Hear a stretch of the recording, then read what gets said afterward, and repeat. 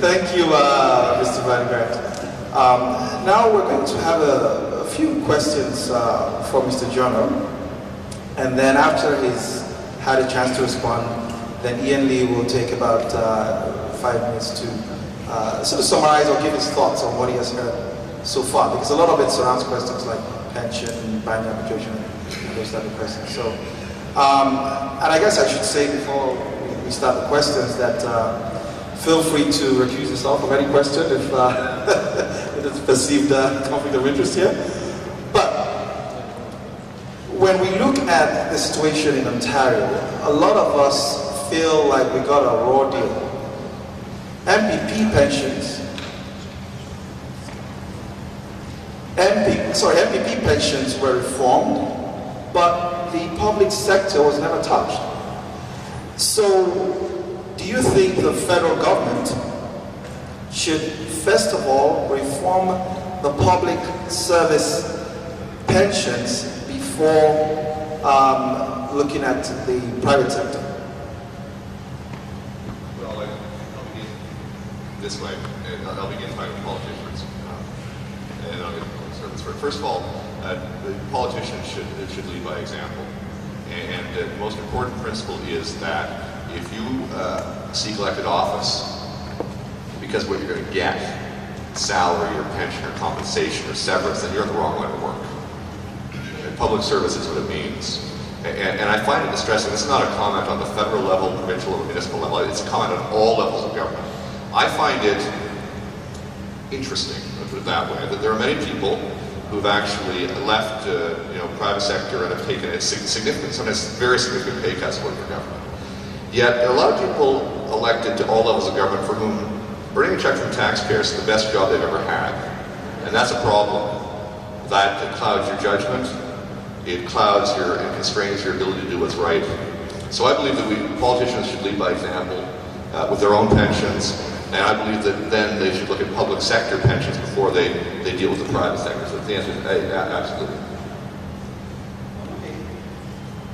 The other question then would be specifically referring to the OAS, and we've had a lot of speculation in the news about raising the age of eligibility. And while a lot of us feel that that's a good idea, and we're quite surprised at the comments of the parliamentary budget officer that it is affordable.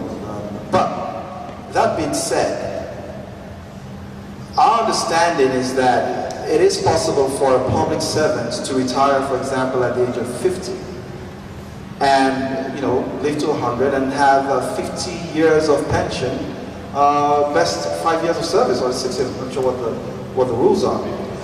So when we're talking about raising the age of eligibility for OAS, shouldn't we possibly first look at the public service and say, well, you have to have a minimum mandatory age before you're eligible to collect your pension? The underlying premise of your question, that is, of course, that the retirement age is arbitrary, and as many of us know, we've talked about this, it's an arbitrary number picked not in Canada, but in Germany, when the life expectancy was 65. Now that life expectancy is like a couple of years more than 65 or more, one has to ask whether that should change, and of course it should. And same thing with retirement age in the public service. So I do say this again: lead by example. You're paid by the taxpayers. You're a public servant. There is absolutely no reason for people in the private sector who've contributed to tax dollars, which go within the OAS all their lives, to be subject to a change, which I think is a necessary change, because people are living longer and therefore they're going to be working longer. But public servants should be in the same boat. And I'll add this, and I speak for myself, but I think I speak for most of us. I mean, retirement is something we aspire to, but also continuing to work and be productive. I certainly don't want to stop at age 50, 55, or 65. And I think that as society changes, life expectancy changes, all of these things, OAS and public sector retirement ages, should change with it. And the last question for Mr. Giorno is related to leadership. A lot of us believe that Mayor Ford has been a very good leader, because it's hard to lead if your immediate concern is to get along with your colleagues or the unions. We sat at a meeting where the union leaders had a chance to speak to newly elected councillors, and they were told that we record everything you ever say or do, and we will use it if you go against us. This is a threat that we heard. So the question on leadership is, how easy is it for a leader to implement bold new ideas if your first priority is to get along and not rock the boat? Well, the short answer, and I mean, we live is, it's not easy. That's why we call it leadership, and that's what it takes. I mean, the idea that people would seek election to high office and curry favor with employees or be focused entirely on, that's part of the problem. As I say, it's not a comment, federal, provincial, municipal, it's on all systems, right? So worried about his or her re-election, or their re-elections, that they lose sight of the fact they're here to represent citizens and voters. That's the problem.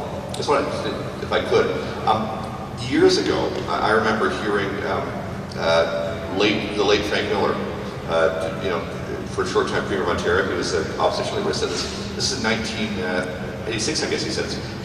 Then he looked at the teachers' unions and he said, I see problems, he said, when so much political power rests with people who derive their income entirely from the taxpayers. I said, he said that now so many years ago, and what the late Frank Miller would have thought of a provincial election campaign in 2011 in Ontario, which was decided by the funding of public sector unions against a leader who they feared would actually put taxpayers first and not unions first. But Frank Miller was prescient. He was right, and that's the problem. And that's why it takes leadership. And that's why we need men, women, a vision and courage to step forward and say, I understand that the people who work for the government, the people who get their paycheck from taxpayers are not going to like this, and they're going to tar feather me, but they're going to try to drive me out of office, but I'm going to stand firm. And you know what? I'll end this in a plug for the Manning Conference. Tomorrow I'll be speaking again, same thing. There's a history. There's a history in Great Britain. There's a history in the United States. Margaret Thatcher, Ronald Reagan, history in Canada, Ontario. Mike Harris. At the end of the day, there are more voters and citizens who pay the taxes than there are employees of government who consume those taxes. And politicians who've got the courage and the determination to drive, to stand firm, ultimately will prevail. Thank you.